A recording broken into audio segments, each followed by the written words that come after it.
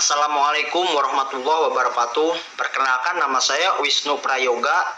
Saya dari jurusan Manajemen Fakultas Ekonomi Universitas Muhammadiyah Cirebon. Saya di sini ingin sedikit berbicara tentang kewirausahaan Islam. Apa sih kewirausahaan Islam itu?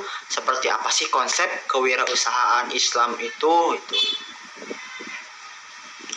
Pertama, pengertian wirausaha itu tersendiri adalah sebuah proses ataupun sebuah kegiatan memproduksi barang ataupun produk yang baru dan inovatif dengan bertujuan untuk mendapatkan profit ataupun keuntungan gitu. Namun berwirausaha ataupun kewirausahaan itu tidak hanya memproduksi barang ataupun menjual barang, namun mereka pun menjual jasa-jasa mereka itu. Terus kegiatannya di bidang ekonomi, mereka itu ada sesuatu yang diperjualbelikan gitu dari barang ataupun jasa mereka itu.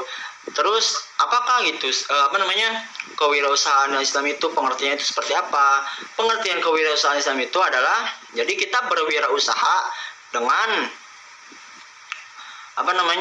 menerapkan prinsip-prinsip yang menurut syariat Islam itu benar dengan panduan dari Al-Quran dan hadis gitu, untuk memandu operasional kewirausahaannya. Karena manusia mempunyai kewajiban ibadah kepada Allah Subhanahu wa taala dan berwirausaha untuk memenuhi fardu kifayahnya, karena mereka pun harus mempunyai ataupun memberi nafkah kepada dirinya sendiri dan keluarganya. Lalu seperti apa sih gitu karakteristik entrepreneur Islam itu dalam berwirausaha? Satu, ada karakteristiknya itu adalah takwa, yaitu takwa menjalankan semua perintah-perintah yang telah disabdakan oleh Allah Subhanahu wa taala dan meninggalkan larangan-larangan Allah Subhanahu wa taala gitu. Karena hidup manusia itu perlu yang namanya usaha untuk memenuhi fardu kifayahnya itu, yaitu mencari nafkah bagi dirinya sendiri dan keluarganya gitu. Dan keluarganya namun tidak keluar dari aturan-aturan ataupun syariat Islam dalam menjalankan operasional usahanya gitu. Yang kedua itu adalah menerapkan konsep halal haram. Jadi kita itu dalam berwirausaha, kita tidak boleh memproduksi ataupun menjual barang-barang yang haram gitu. Kita hanya boleh menjual ataupun memproduksi barang-barang yang menurut syariat Islam itu halal.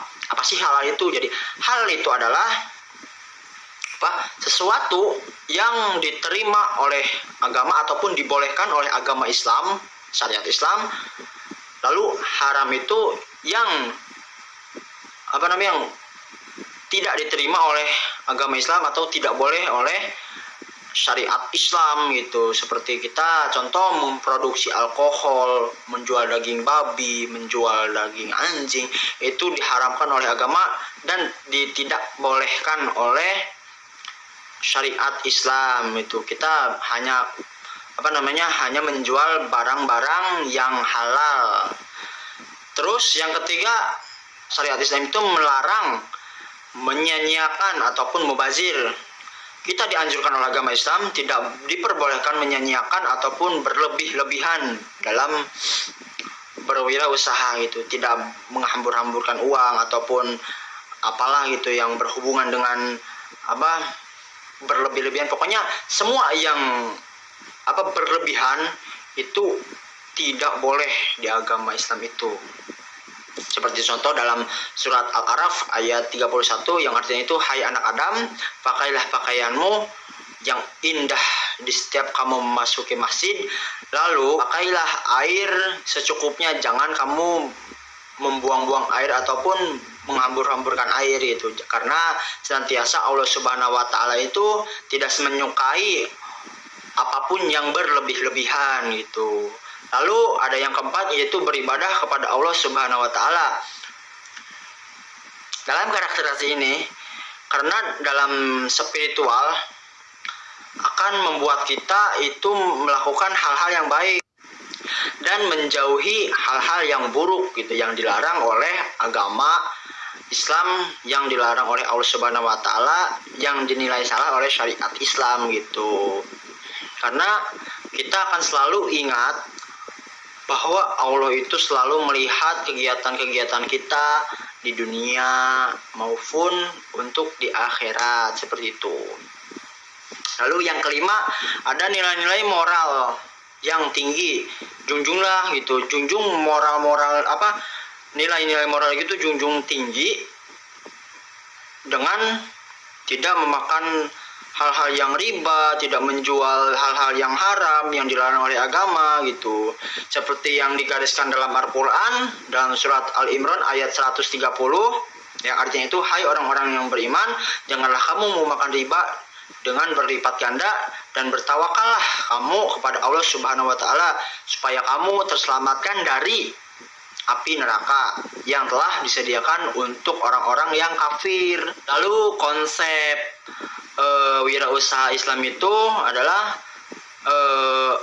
agama Islam tidak melarang umatnya itu untuk berwirausaha ataupun menjual barang ataupun berdagang. Bahkan Rasulullah pun dulu hidupnya itu berdagang, karena diharapkan dengan mereka berdagang, mereka bisa lebih bermanfaat bagi banyak orang gitu. Lalu seorang pedagang muslim pun tidak boleh hanya memikirkan keuntungan ataupun profit dalam menjalankan usahanya.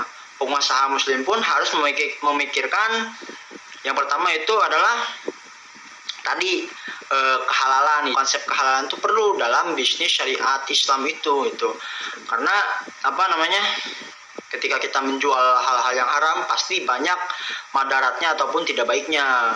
Bedanya kalau kita menjual hal-hal yang baik ataupun yang halal, pasti itu banyak khasiat dan kebaikan-kebaikan dalam bisnis syariat tersebut. Yang kedua, kita memikirkan semata-mata untuk pemasarannya aja gitu. Kita pun harus memikirkan ibadah kepada Allah Subhanahu wa taala dalam berbisnis, karena kalau kita mengaitkan wirausaha kita ataupun bisnis kita dengan Allah beribadah, maka Allah pun akan memberikan kita barokah, ganjaran, dan keberuntungan dalam berbisnisnya gitu. Itu pasti, itu balasan dari Allah itu tidak akan meleset gitu. Yang ketiga itu ada tayyib, yang artinya itu kebaikan, terus etis dan manusiawi gitu. Kita berdagang ataupun berwirausaha dalam memperkerjakan orang lain ataupun menjual barang itu harus etis gitu, etis, baik, dan manusiawi gitu dalam berwirausahanya itu. Terus adapun yang namanya prinsip bisnis syariat Islam. Jadi prinsip Islam pun terbagi dua bagian. Yang pertama itu adalah ada prinsip umum, dan kedua ada prinsip khusus. Pertama ada prinsip umum.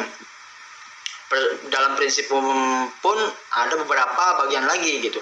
Yang pertama itu dalam prinsip umum itu adalah prinsip ilahiyah ataupun bisa disebut prinsip ketauhidan itu, yang ketauhidan. Jadi di prinsip ini menjuru kepada nilai-nilai ketuhanan dalam menjalankan atau memandu bisnis ataupun usahanya gitu, dengan mengaitkan segala aktivitasnya dengan hakikat Allah Subhanahu wa taala gitu. Yang kedua itu adalah prinsip nabawi ataupun prinsip kenabian. Dalam prinsip ini kita harus mencontoh gitu apa yang terdiri dalam sifat-sifat nabi gitu. Yang pertama itu ada amanah gitu. Kita harus mencontoh sifat nabi amanah, yaitu kewenangan dan tanggung jawab untuk mengelola ataupun mengatur bisnis atau usahanya sendiri, dengan menanamkan sifat amanah dalam diri kita. Kita harus dapat dipercaya oleh karyawan ataupun konsumen. Itu.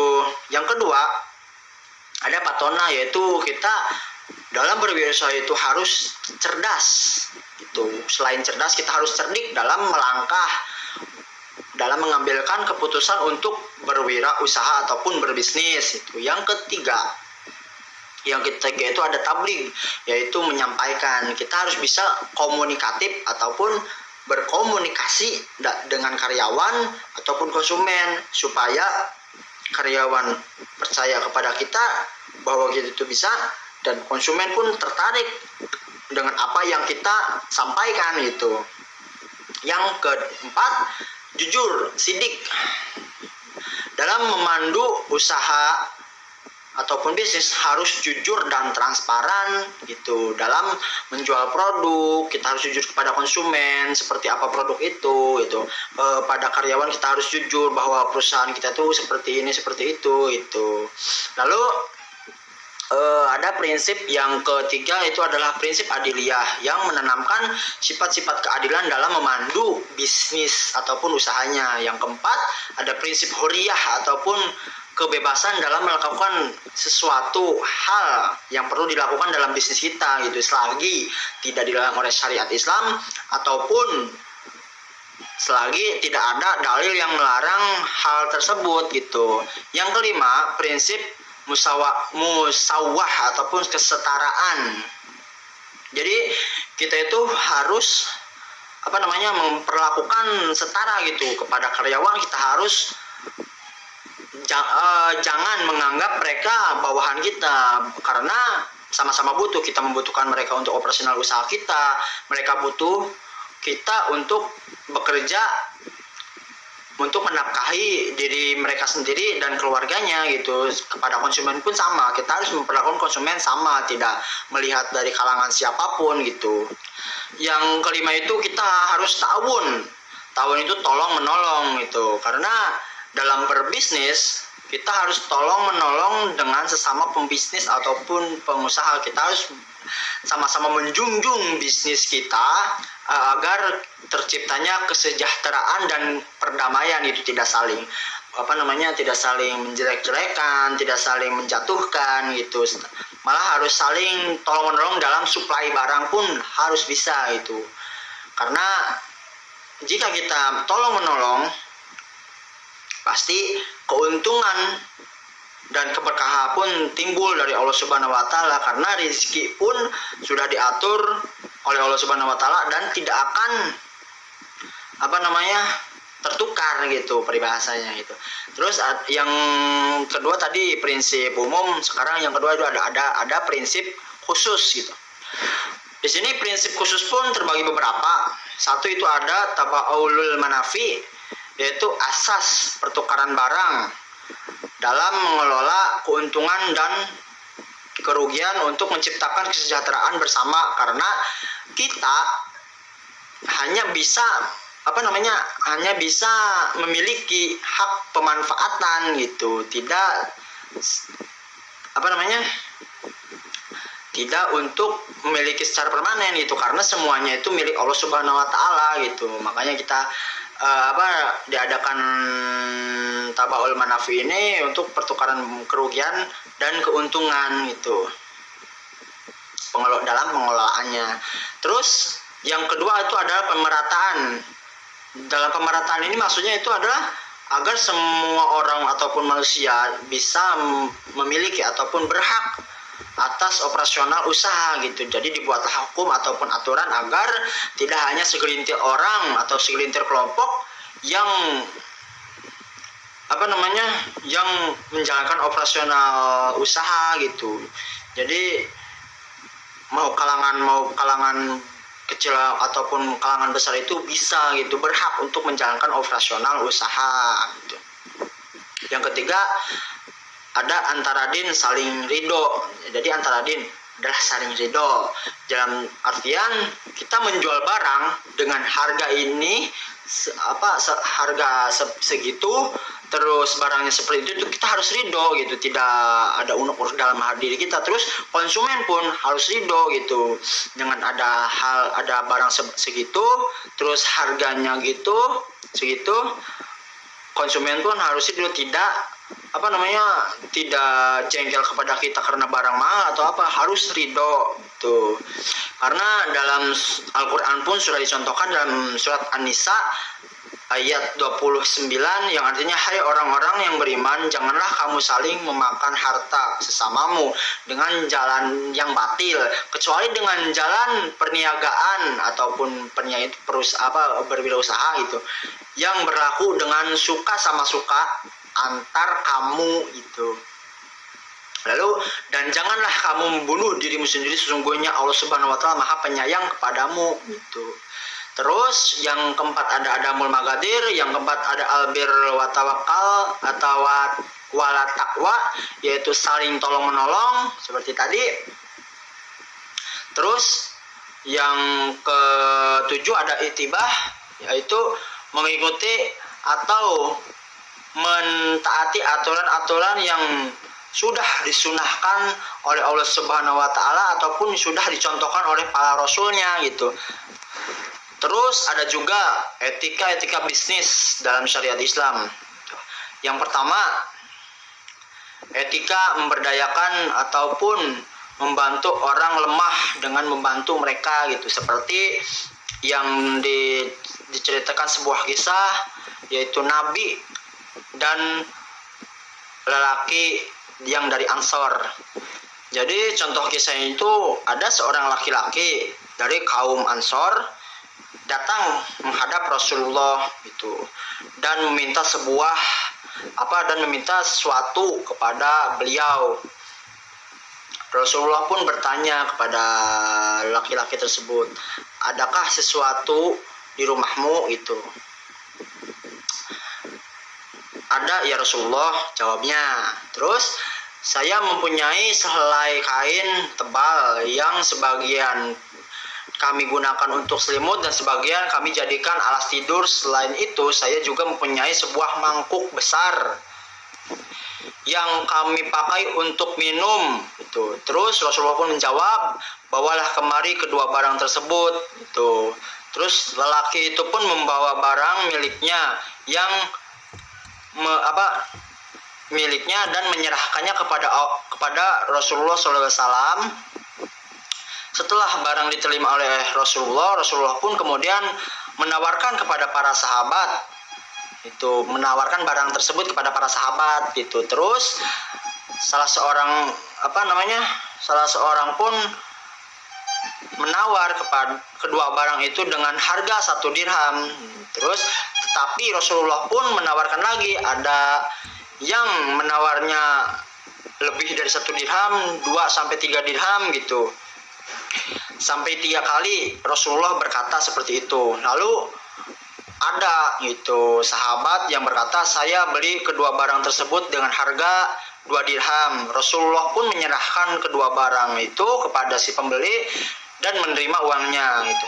Setelah itu uang itu lalu beliau serahkan kepada lelaki Ansor tersebut. Lalu berkata, berikan 1 dirham ini untuk membeli makanan, lalu berikan kepada keluargamu, dan 1 dirham lagi berikanlah kepada kapak gitu. Lalu Rasulullah pun menyuruhnya kembali menghadapnya gitu. Kemudian orang tersebut kembali menemui Rasulullah dengan membawa kapak tersebut.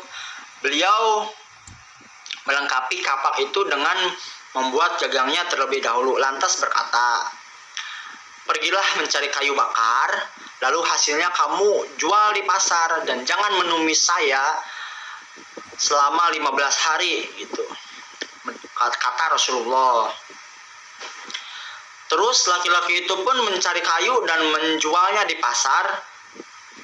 Lalu setelah 15 hari ia menemui kembali Rasulullah SAW gitu, dan ia telah berhasil mengumpulkan uang 10 dirham. Sebagian dibelikan makanan dan sebagian lagi untuk membeli pakaian. Di hadapan lelaki itu Rasulullah bersabda gitu, pekerjaanmu lebih baik dari sebagai pengemis yang akan membuat cacat di wajahmu kelak pada hari kiamat. Nah, seperti itu.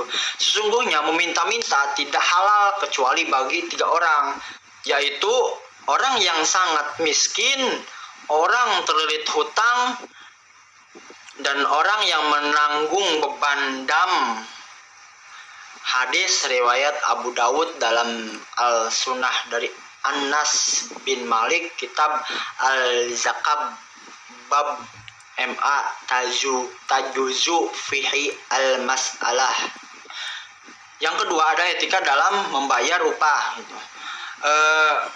Ada hadis yang menyebutkan bahwa bayarlah upah karyawanmu sebelum keringatnya kering gitu. Namun di zaman sekarang upah itu ada yang sebulan sekali, ada yang yang seminggu sekali, ada yang 2 minggu sekali, ada yang per hari gitu. Jadi intinya bayarlah gaji karyawanmu sesuai janji ataupun tepat waktu, sesuai janji dan kontrak gitu yang telah dijanjikan sebelumnya gitu. Terus yang ketiga ada etika jual beli dan hutang piutang gitu. Dalam etika jual beli kita menjual barang harus dengan batas wajar gitu yang telah ditentukan harga-harganya. Terus si pembeli pun harus mengerti itu, jangan menawar terlalu berlebihan ataupun apalah sebagainya gitu. Terus dalam hutang piutang kita menagih hutang pun harus harus tahu etikanya gitu, bagaimanakah keadaan yang ditagih gitu, apakah lagi susah ataupun lagi biasa ataupun lagi ada gitu. Terus yang ditagih pun harus mengerti gitu, berapa lama hutang ke